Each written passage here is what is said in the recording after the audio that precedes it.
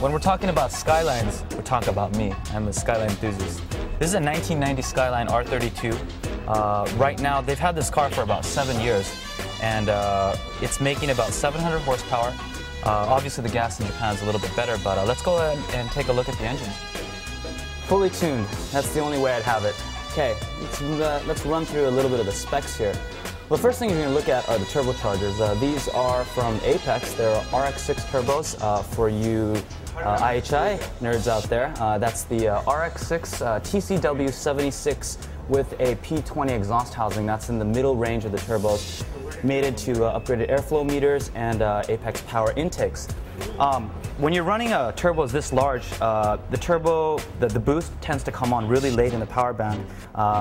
Basically, that means that when you floor it, you're not going to feel anything to about 6,500 RPM, and you probably need to run the car to about 10,000 RPM to even take advantage of these turbos.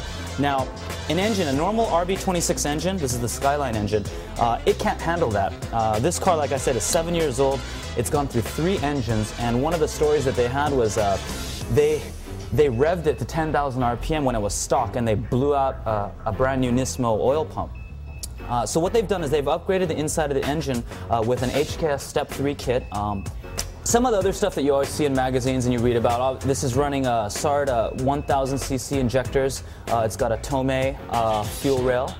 Obviously, different kind of collector tanks. A lot of different effort went into making sure that the engine is durable.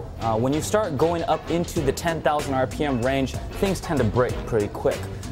So moving right along, we have an HKS intercooler in front. What an intercooler does is, engines are really simple things. I mean, humans haven't evolved that much, and we can't change the laws of physics. So it's air and fuel, and everything in the car is designed to adjust the balance of air and fuel. So when you're saying my car is running lean, that means you have too much air and too little fuel. So we'll add injectors, a fuel pump, better gasoline, and then we'll raise the fuel back. And that's what a fuel computer does. So, and the turbochargers would be part of the air. You put huge turbos on, you're going to suck in more air. Now, and this is sort of like physics 101, but air has molecules and little things floating around, and the colder the air, the more molecules you have, and that's why you're going to want an intercooler. So it's sucking in hot air from here, and it's going and then it goes through, and then through the intercooler it gets cooled off because you're blasting it with a lot of air. By then, cold air gets sucked into the engine, thus you have wonderful fireworks show inside of the car. Moving along to the suspension. These days in the US, all it is drift, drift, drift. Drifting is cool, but it's nice to see a track car once in a while. They're running semi-slick tires. This car uses a Cusco suspension with 8 kilograms. The spring rates are 8 kilograms in the front, 6 in the back. So if you want to, buy your own set of Cuscos, that would be the set to do. And unfortunately, I can't see it, and neither can you. So we'll move on to the back of the car. Fuel. This car likes to drink. When you're running 1000cc injectors in the front, upgraded fuel pump, you're going to need to pump the fuel as quickly and as strongly as you can into the engine. So what we have here are 2 Bosch fuel pumps, and this is a model that they don't sell in the United States. It's imported, I believe it's manufactured in Czechoslovakia, and each one is capable of handling up to 700 horsepower. Now, if they took out the catalytic converter in the car and ran it with pure race gas, this car would easily make 1,000 horsepower right now.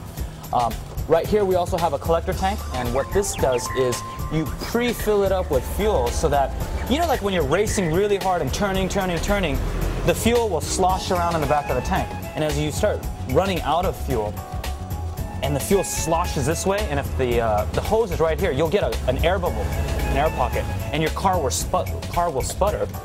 The problem with that is if you're running 7,000 RPM and flooring it and it sputters, you'll blow the engine like that. So what we do is we'll fill up this extra tank, this small tank right here, so that this fuel right here is always, you won't have the sloshing problem. And simply put, that's what this does. Fuel management is controlled by an Apex Power FC, and we have an AVCR right here. One of the interesting things about this car is that you don't see a roll cage in it, and that's really irregular for a car of this caliber. What they've done instead is injected the frame with urethane, and what that does is it's a soft substance. Once you inject it into the car, it spreads out, bubbles up, and it hardens. so that the structure is extremely rigid, and it only takes a can about this big to fill up the whole car. And that is something that, you know, we should start doing in the US. It's cost efficient, and it makes the car clean. You don't have to run around a jungle gym.